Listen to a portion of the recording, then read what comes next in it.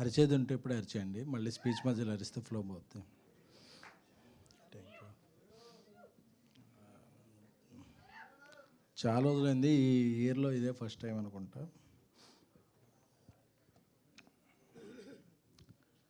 నాకు త్వరగా సినిమాలు తీసేయటం ఆ కాంబినేషన్లో పెద్ద అలవాట్లేదు.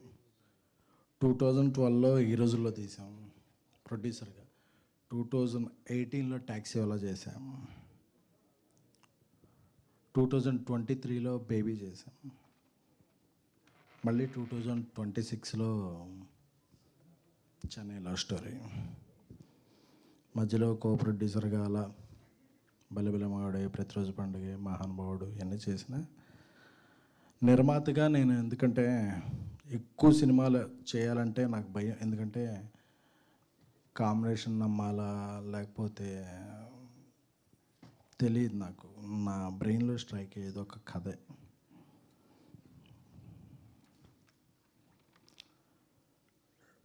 TV9లో జర్నలిస్ట్గా 2700 రూపీస్ శాలరీ. నాకు మై కెరీర్ స్టార్టెడ్.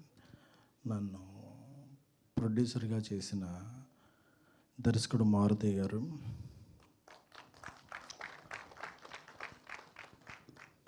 అలాగే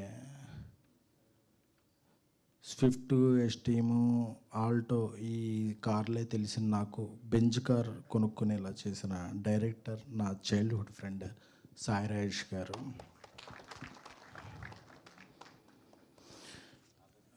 బిజినెస్ మ్యాన్లో ఒక డైలాగ్ ఉంటుంది. మహేష్ బాబు గారు వచ్చి మాట్లాడుతుంటే సాయి షిండి గారు పక్కన ధర్మవరం సుబ్రహ్మణ్యం చూసి ఒక్కడనే మాట్లాడాలిగా అంటే, వాడు లేకుండా నేను ఏది మాట్లాడను విన్ను అంటారు. అలాంటిది నా తమ్ముడు Ravi Namburi from these 3-4 years.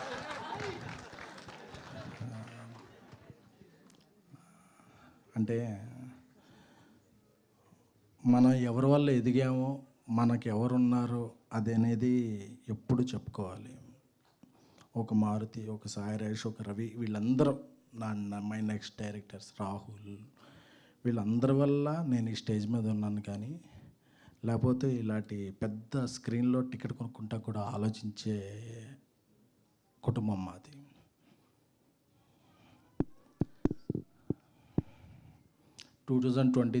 July 13th evening baby premieres జరిగినాయి. బేబీ చాలా పెద్ద బ్లాక్ బస్టర్ అయింది. ఎమోషన్ డామినేట్ చేసేది. మైకిల్ ఇసిరేయటం, చొక్కాలు ఇప్పేయటం, రకరకాలుగా ఉండేది. అంటే కోతి కొబ్బరికాయ దొరికినట్టు తెలియదు. ఎప్పుడూ అక్కడ ఉండేవాళ్ళం, మనం ఇక్కడ ఉండేవాటికి ఒక ఫీలింగ్ వచ్చేస్తుంది. తర్వాత ఏ సినిమా తీయాలో తెలియదు. బేబీని రీమేక్ చేయాలనుకున్నాం. దానికి కొన్ని అడ్డంకులు, వేరే లాంగ్వేజ్లో చేయాలంటే.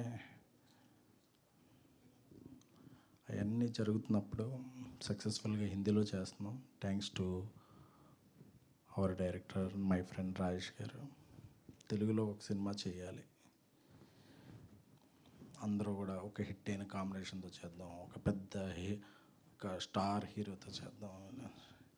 ఇయే సజెషన్స్. అప్పుడు ఒకరోజు రాజేష్ గారు ఒక పెంట్ హౌస్లో కూర్చున్నప్పుడు ఈ స్టోరీ చెప్పి ఇది ఎలా ఉందన్నప్పుడు నాకు బాగా స్ట్రైక్ అయింది. ఈ సినిమా చేద్దాం ఉండాలి. నెక్స్ట్ మన ఇద్దరం, అంటే తను డైరెక్టర్గానే కాకుండా ప్రొడ్యూసర్గా, అంటే ఇక్కడ రాజేష్ గారు గొప్పతనం చెప్పుకోవాలి. ఒక సినిమా పెద్ద బ్లాక్ బస్టర్ అయిన తర్వాత ఆ సినిమా ప్రొడ్యూసర్తో చాలా తక్కువ మంది డైరెక్టర్లు జర్నీ చేస్తారు. ఎందుకంటే వాళ్ళకి అంతకు మించిన ప్రొడ్యూసర్లు ఉంటారు, అంతకు మించిన ప్రొడక్షన్ హౌస్లు ఉంటాయి, అంతకు మించిన ఆఫర్లు ఉంటాయి, ఎన్నో ఉంటాయి. అలాంటి ఇండస్ట్రీలో ఆయన నా ఫస్ట్ సినిమా ప్రొడ్యూసర్, ఆయన నా చిన్ననాటి స్నేహితుడు, ఆయనతోనే నా ప్రయాణం అని చాలా చాలా చాలా కొద్ది మంది వ్యక్తుల్లో మహోన్నతమైన వ్యక్తిత్వం ఉన్న వ్యక్తి సాయి రాజేష్ గారు.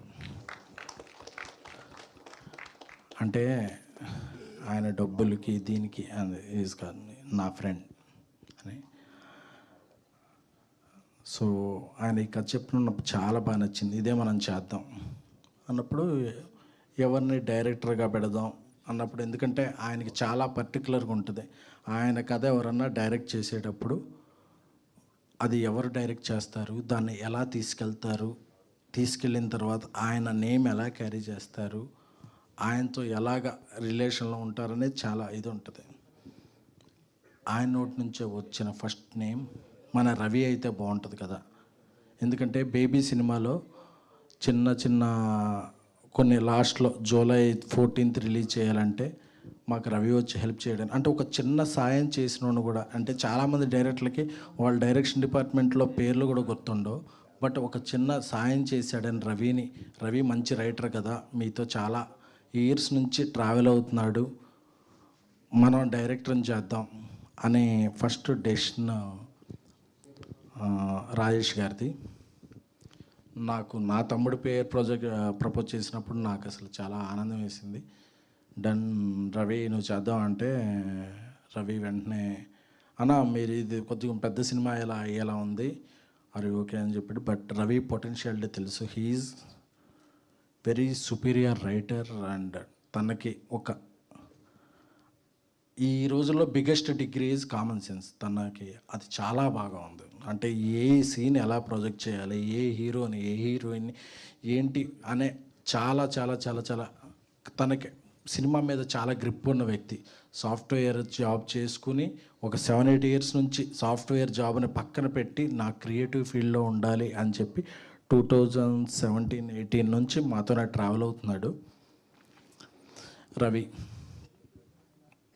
అలాగా ఈ సినిమా కథ రూపాంతరం చెందింది. ఎలా చేయాలి, ఏం చేయాలి, హీరోలు ఎవరు, కాంబినేషన్లు ఇవన్నీ అనుకున్న తర్వాత ఒకరోజు పుష్ప లాస్ట్ సాంగ్ రిలీజ్ అనుకుంటా, నేను చెన్నైలో ఉన్నాను. రాజేష్ గారు వెళ్ళారు కిరణ్ గారికి నేరేషన్లో. అప్పుడే కేరామ్ మంచి సక్సెస్ అయింది, కా మంచి సక్సెస్ అయింది. సక్సెస్ తర్వాత కిరణ్ గారి డేట్ల గురించి చాలామంది ప్రొడ్యూసర్లు, ప్రొడక్షన్ హౌస్లు ఇది ఉన్నప్పుడు ఈ కథ విని ఆయన వితిన్ 1.5 అవర్ మనం చేస్తున్నాం భయ్య అని చెప్పి. ఎందుకంటే ఈ కథలో చాలా డెప్త్ ఉన్న కథ, చాలా హానెస్టీ కథ, అంటే చాలా లేయర్స్ ఉన్న కథ. ఆయనలో మాత్రం ఏ లేయర్స్ లేదు, ఒకటే లేయర్, మంచి కథ చేయాలి, మంచి సినిమా చేయాలి. వెంటనే ఓకే చేశారు. నాకేంటంటే కిరణ్ గారిలో ఆ వ్యక్తిత్వం నాకు బాగా నచ్చింది. ఎందుకంటే ఆయనంత ముందు నా స్నేహితుడు ఒక సినిమా చేశాడు వినరో భాగ్యం, అలా అప్పుడు కొంత పరిచయం ఉన్నప్పటికీ ఆయన వెంటనే ఈ కథలో ఉన్న పొటెన్షియాలిటీని, డెప్త్ని ఆకలింపు చేసుకుని వెంటనే ఓకే చెప్పడం నాకు చాలా నచ్చింది. అలాగే ఈ సినిమాకి చాలా చాలా మ్యూజికల్ ప్రజెన్స్ ఉంటుంది. రాజేష్ గారు రాసే ఏ స్క్రిప్ట్కైనా చాలా మ్యూజికల్ డెప్త్ ఉంటుంది.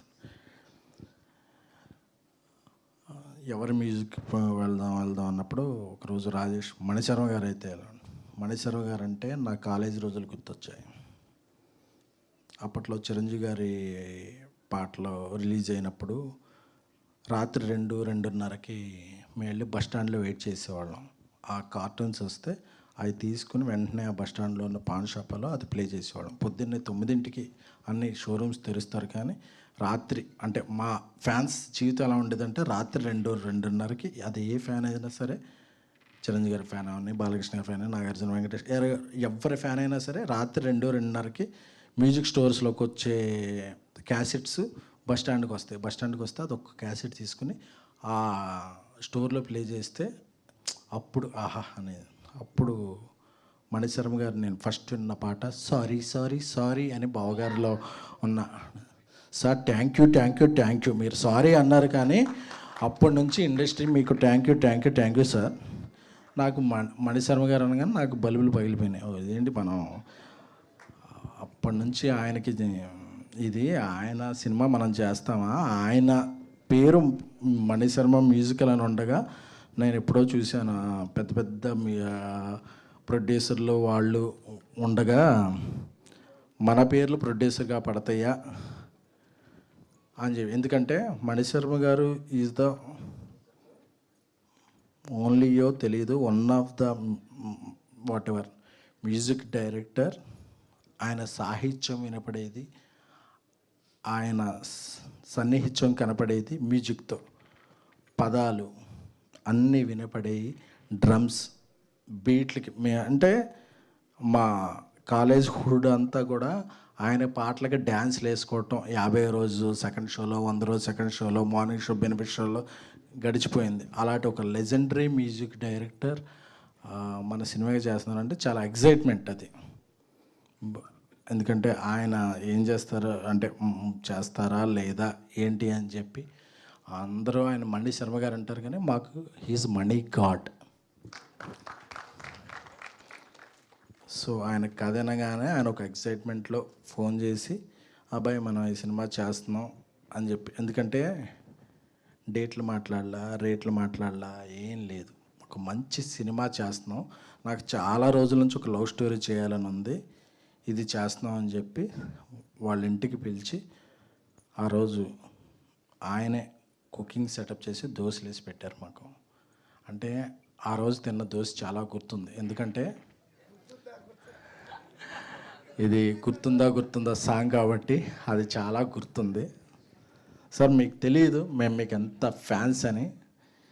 అంటే ఆయన ఒక అగ్ర హీరోకి ఎంత మ్యూజిక్ ఇచ్చేవాళ్ళో ఒక అప్కమింగ్ స్టార్కి కూడా మ్యూజిక్ ఇచ్చిన అదే చార్ట్ బస్టర్. ప్రతి సినిమాలో ఆయన సినిమా ఎదురన్న రోజు ఏదన్నా విషయాల వల్ల ఫెయిల్ అవ్వచ్చు, కానీ మణి గారు ఎప్పుడు కూడా హీఈస్ అ సక్సెస్. ఆయన ఎప్పుడు కూడా ఆయన బీజిఎం అంటే టక టక టక వచ్చేసేది, అంటే ఒక ఊపు వచ్చేసేది. చిరంజీవి గారే కాదు, చిరంజీవి గారి పిల్లడు బాల చిరంజీవి వచ్చినా ఆయన కొట్టే బీజిఎంకి దమ్ములు ఎదురై. సో నాకు మణిశర్మ గారి గురించి మాట్లాడాలంటే అసలు సో అలాంటి మణిశర్మ గారి మన సినిమాకి మ్యూజిక్ చేస్తున్నారంటే ఒక మొదటి విజయం సాధించినట్టే ఫీల్ అయ్యాం. సో అలాగే ఈ సినిమాకి ఒక హీరోయిన్ పెట్టాలి, ఎవరిని పెట్టాలి అని నేను, రాజేష్ గారు, చాలామంది నార్త్, ఈస్ట్, వెస్ట్ ఇండియా హీరోయిన్లకి చెప్పాం. అది కమ్యూనికేషన్ ప్రాబ్లమో ఎమ్యునేషన్ ప్రాబ్లమో వాళ్ళకి కన్వే అయ్యేది కాదు. చివరికి మన తెలుగు అమ్మాయి తమిళంలో విజయాలు సాధిస్తున్న గౌరీ ప్రియ గారికి, వారికి మొదటి నేరేషన్ చెప్పగానే ఫస్ట్ ఆ నేరేషన్ అవ్వగానే that is the first narration within 20 minutes చేసేస్తున్నాం అని చెప్పేసింది. అడ్వాన్స్ చెక్ కూడా ఆ రోజే కదా, ఆ రోజే. అంటే దానికి వేరే వాళ్ళతో చెకప్లు లేవు, వెంటనే చెక్ అయిపోయింది.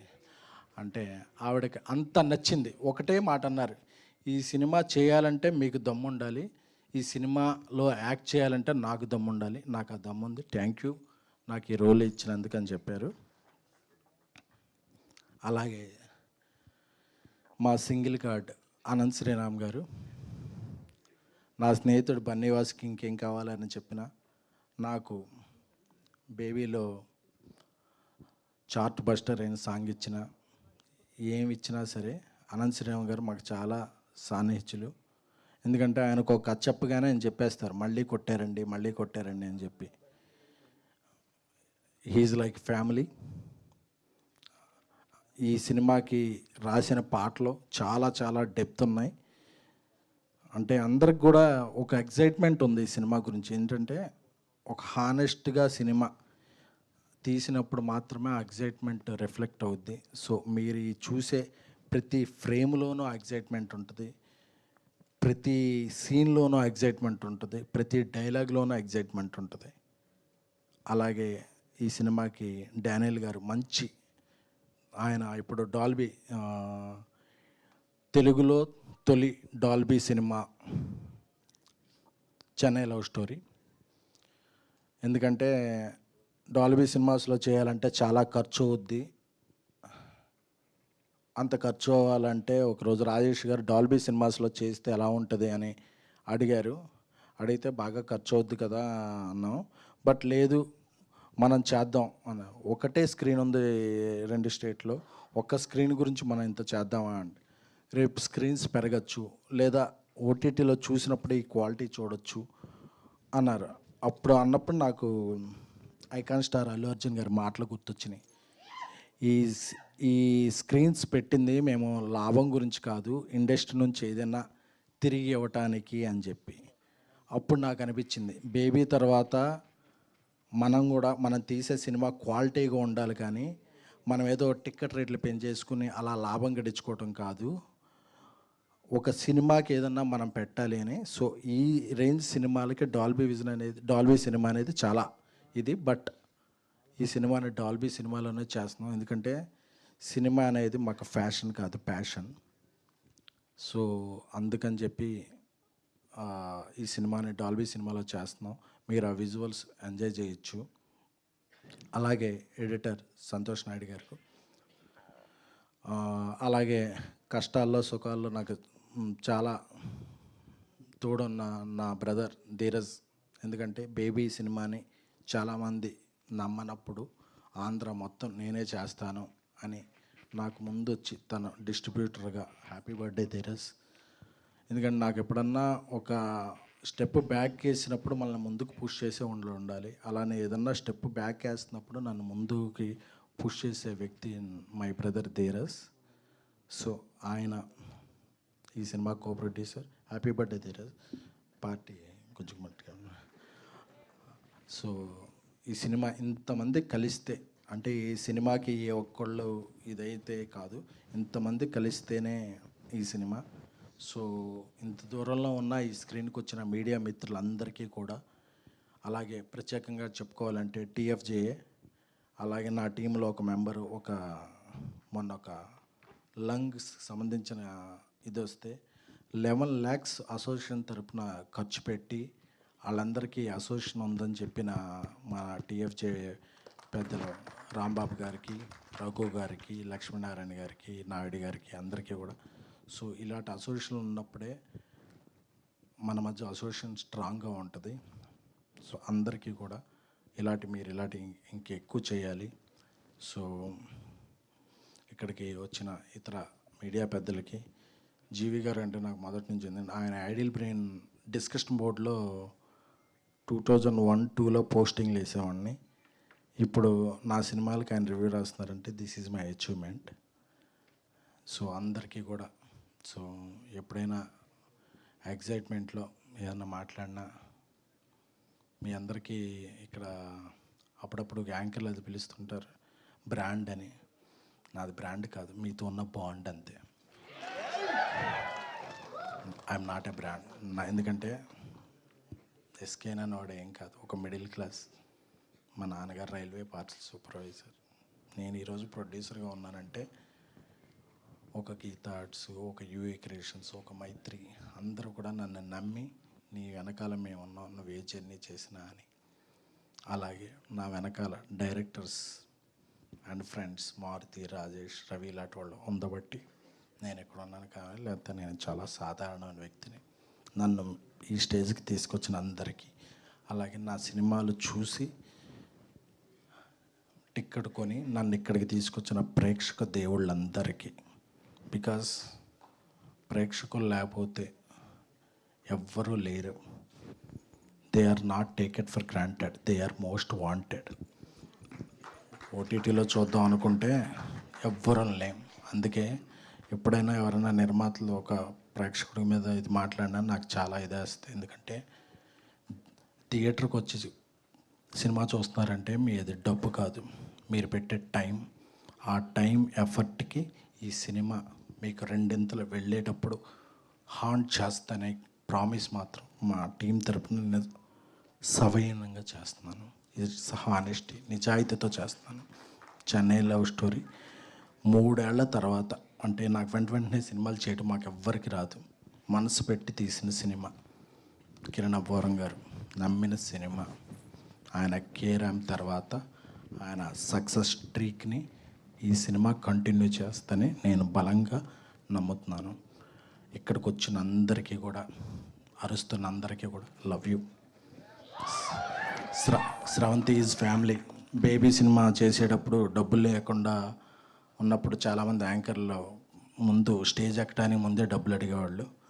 ఆవిడ లేదండి, మీ దగ్గర డబ్బులు లేవు కదా, మీకు సినిమా హిట్ అయితే ఇవ్వండి అని చెప్పి ఫ్రీగా నాకు ఒక 5-6 అంటే మనకేమీ లేనప్పుడు ఎవరున్నారో వాళ్ళని మాత్రం మర్చిపోకూడదు. Love you all. Thank you.